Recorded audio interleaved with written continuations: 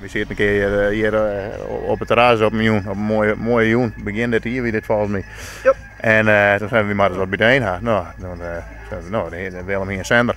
En in beiden hadden aardige plaatsjes en ik woon hier een hoekje juist, daar kon een tentje op staan. En toen gaan we, nou, dan beginnen we dan doen we de sites. En dat is in juni de eerste keer geweest. En, we zijn 10 minuten klaar. Ja, we zijn 10 minuten regelen. Ja. En dit is de tweede keer, dus al wat groter. Dus ik denk van hier dan. Ben ik het hier regelen? Dit wordt wat langer. Ja, 15 minuten weer dit klaar. Ja. En hoor hier maar van Kamer eventueel komen. Dan moet er maar een grote tentie komen, denk ik. Wat maakt die nou oors dan de andere piratenzenders? Nou, we draaien zijn eigen muziek.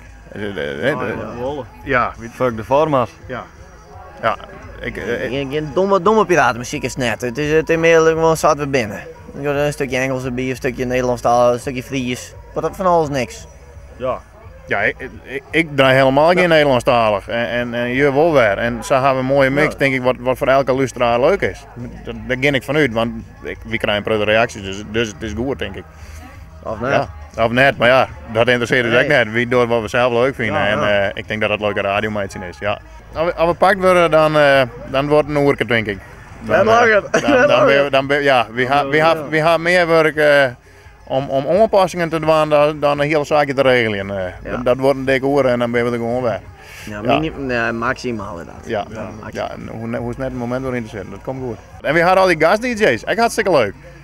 Vroeger Radio Desperado aan het tal, had van mij aan het draait. Rins Faber die komt draaien. Mi Amigo, ja.